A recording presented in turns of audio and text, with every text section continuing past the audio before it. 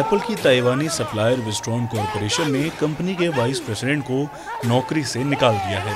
ये कदम पिछले दिनों कर्नाटक के कोलार में कंपनी के एक प्लांट में तोड़फोड़ के बाद उठाया गया है। विस्ट्रॉन ने शनिवार को जारी एक बयान में कहा कि कर्मचारियों ने ये कदम उनके पूरे पैसे ना मिलने और काम की खराब स्थिति की वजह से उठाया था। कंपनी ने अपने बयान में सभी कर्मचारियों से माफी भी मांगी है। वाइस प्रेसिडेंट की जिम्मेदारी भारत में आईफोन मैन्युफैक्चरिंग के बिजनेस को देखने की थी। विस्ट्रॉन ने एक बयान में कहा कि हम भारत में हमारे व्यवसाय की देखरेख करने वाले वाइस प्रेसिडेंट को हटा रहे हैं। कंपनी ने कहा, हम स्वीकार करते हैं कि हमने विस्तार प्रोजेक्ट में गलतियां की हैं। कुछ प्रक्रियाओं को हमने लेबर एजेंसियों को प्रबंधित करने के लिए रखा है। भुगतान को मजबूत और उन्नत बनाने की आवश्यकता है। हम उसे ठीक करने के लिए तत्काल कार्रवाई कर रहे हैं, जिसमें अनुशासनात्मक कार्रवाई भी शामिल है। दरअसल एप्पल की ताइवानी सप्लायर विस्ट्रॉन की कर्नाटक वाली फैक्ट्री अपने यहाँ स्टाफ की संख्या में हुई तेज बढ़ोतरी को ठीक से संभाल नहीं पाई।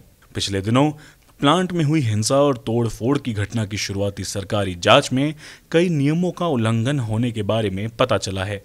विस्ट्रॉन के वर्कर्स ने कथित तौर पर वेतन का भुगतान नहीं होने पर 12 दिसंबर को उसके प्लांट की संपत्ति, मशीनरी और आईफोन को नष्ट कर दिया था। इस घटना में ताइवानी कॉन्ट्रैक्ट मैन्युफैक्चरिंग कंपनी को करोड़ों रुपए का नुकसान हुआ था और इसी के चलते प्लांट भी बंद करना पड़ गया था।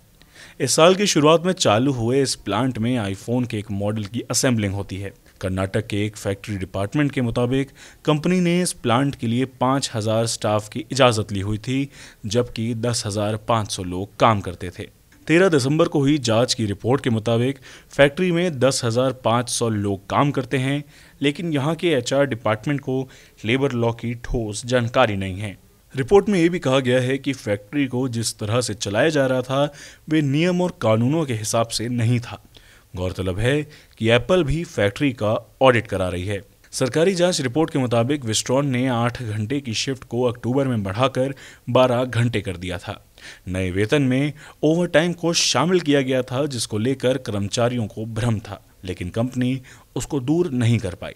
इसके अलावा उसने लेबर डिपार्टमेंट को नए वर्क शिफ्ट के बारे में भी नहीं बताया था। साथ ही विस्ट्रॉन ने अक्टूबर में नया अटेंडेंस सिस्टम लागू किया था, लेकिन उसमें आई तकनीकी दिक्कत को उसने ठीक नहीं किया। उस दिक्कत के चलते वर्कर्स की अटेंडेंस सही से नहीं लग रही थी। जांच में जिन अनियमितताओं का पता चला है उसमें कॉन्ट्रैक्ट वर्कर्स और हाउसकीपिंग स्टाफ को कम वेतन दिया जाना भी है।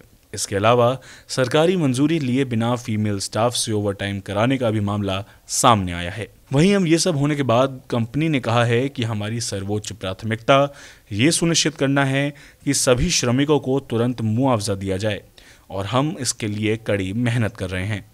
ये सब दोबारा ना हो, ये सुनिश्चित करने के लिए हमने कर्मचारियों की सुविधा के लिए एक कर्मचारी सहायता कार्यक्रम शुरू किया है।